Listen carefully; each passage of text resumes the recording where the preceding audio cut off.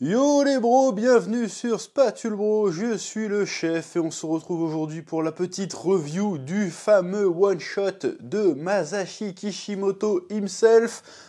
Souvenez-vous, pour les 20 ans de Naruto, je sais plus trop à quelle occasion exactement, il y a eu un sondage de popularité du personnage des personnages de Naruto bien évidemment, et le grand gagnant avait été le personnage de Minato Namikaze, le père de Naruto, grand-père de Boruto et quatrième Hokage de Konoha. Et donc le principe c'était que le perso qui ressortait gagnant de ce sondage aurait droit à un one-shot de 50-55 pages dans un numéro du Jump cet été. Cet épisode est sorti, ce one-shot est sorti, il est disponible gratuitement, légalement et en français sur l'application Manga Plus de la Shueisha, et ça fait plaisir, donc je l'ai lu et on va en parler aujourd'hui. Oui, mais avant, petit instant auto-promo, Arena, tome 1, 2 et 3, disponible en librairie dans toutes les librairies de France et de Navarre. Ça fait plaisir, vous étiez nombreux à être venus le faire dédicacer le week-end dernier lors de la Japan Expo. Ça fait très plaisir. Je vous rappelle aussi que la saison 2 est actuellement prépubliée sur la plateforme de lecture de webtoon Ono. On est rentré dans le top 3 des séries de l'application, donc je compte sur vous pour aller sur l'application et mettre un maximum de cœur pour devenir top 1, parce que y a pas de raison qu'on domine pas le webtoon game non plus, bien sûr, oui. Alors, qu'est-ce que j'ai pensé de ce petit one-shot? Alors déjà, ça fait plaisir de revoir Masashi Kishimoto aux affaires. Alors, c'est pas la première BD qu'il a sortie depuis la fin de Naruto, mais disons que c'est la première qu'il a sortie, qu'il a taffé dessus intégralement. On se souvient, ou pas, je pense que la plupart des gens ont oublié le bid de Samurai 8, qui pourtant avait un début prometteur, mais qui malheureusement ne trouvera pas son public dans les pages du Jump, et sera terminé au bout de 5 petits volumes.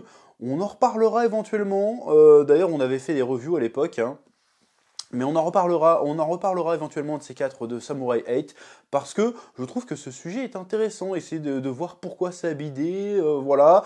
On sait aussi depuis quelques mois maintenant qu'il est de retour au scénario de Boruto, d'ailleurs, dont les derniers chapitres étaient particulièrement savoureux, qui reviennent le mois prochain normalement, après un hiatus de 3-4 mois, Boruto qui fait son grand retour aussi très bientôt, évidemment. On en parlera sur Spatule Bro, vu que je suis à jour, donc on va en reparler, il n'y aura pas de souci. Donc bref, alors ce chapitre se situe, on ne sait pas trop exactement où dans le temps, ça se passe dans la jeunesse, a priori, de Minato, et à une époque où Konoha est en guerre contre au moins 2 autres villages ninja que je n'ai pas su identifier pour le coup, mais en fait la scène d'ouverture c'est il y a une escouade composée de Jiraiya, Minato et 2 autres ninjas que je n'ai pas pu identifier. Il y en a un, on dirait le brun là, on dirait un Uchiwa, mais ils en ont pas parlé plus que ça, il apparaît juste le temps d'une case. Mais on aurait dit un Uchiwa, ça aurait été sympa qu'il soit avec le père de... Non, ça serait débile parce que les Uchiwa s'occupent de la police, a priori. Enfin bref, laisse tomber.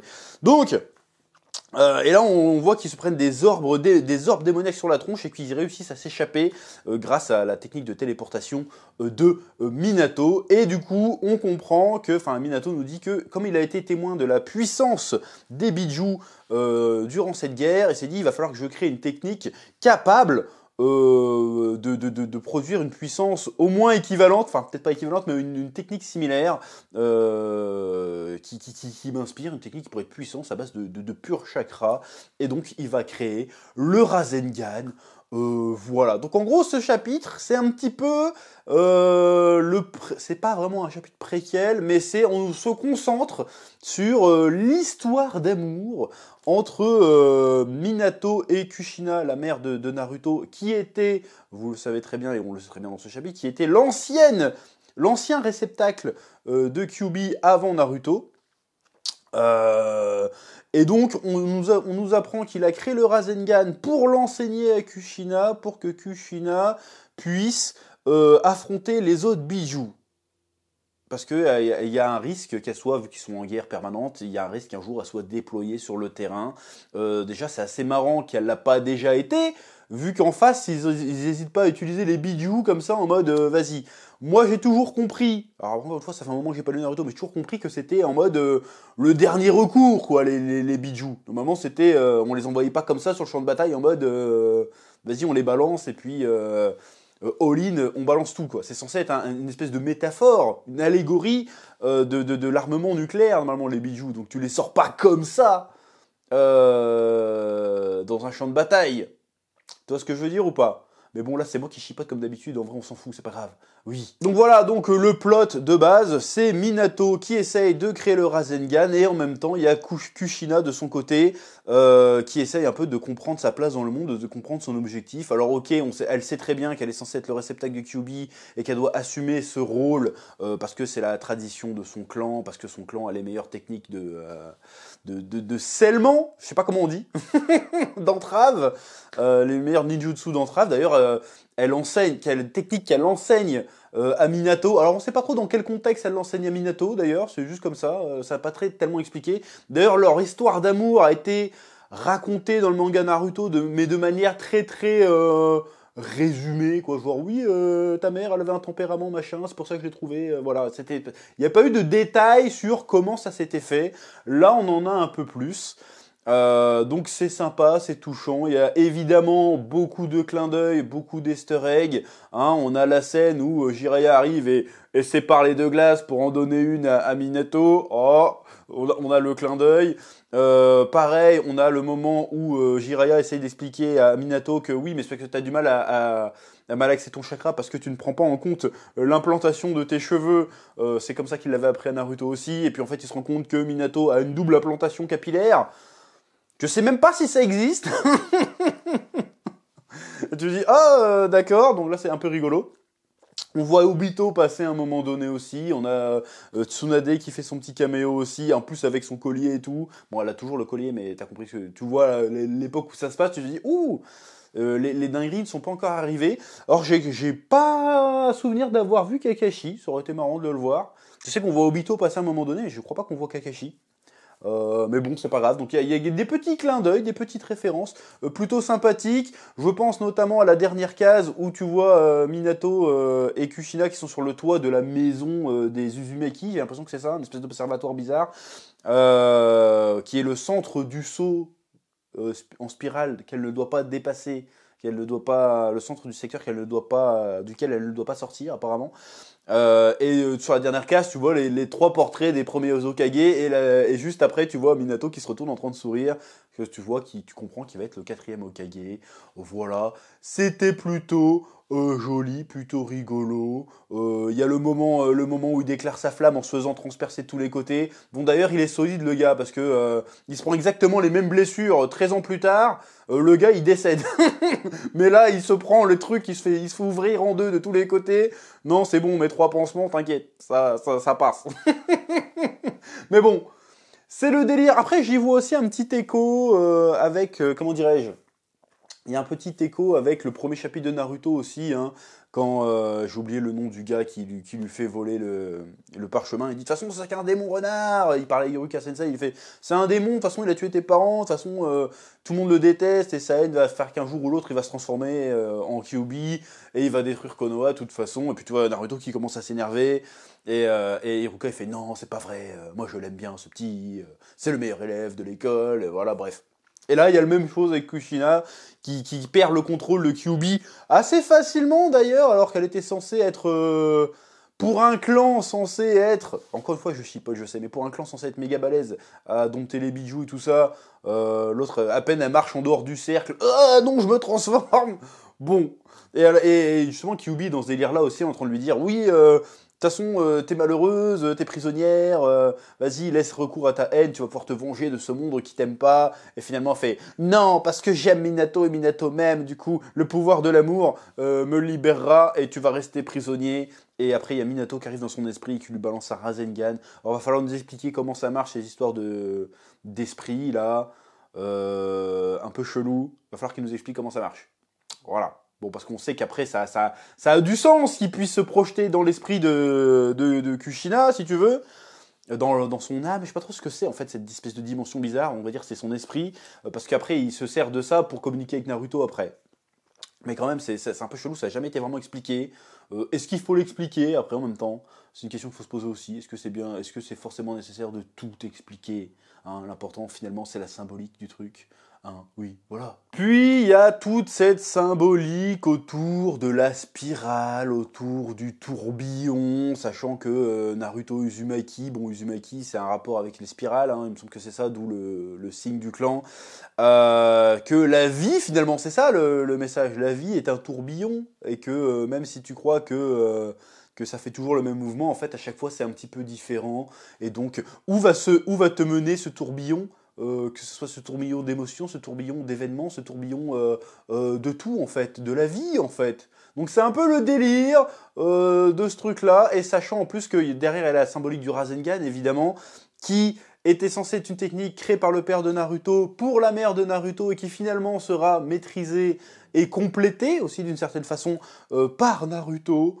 C'est un peu beau, voilà, c'est le côté, voilà, ils se sont passés la volonté du tourbillon, on peut appeler ça comme ça, parce que t'as la volonté du feu de Konoha, mais t'as la volonté du tourbillon des Uzumaki, finalement, de vivre la vie à fond, de se laisser emporter par ce tourbillon, mais en même temps de le contrôler, de ne pas en être esclave.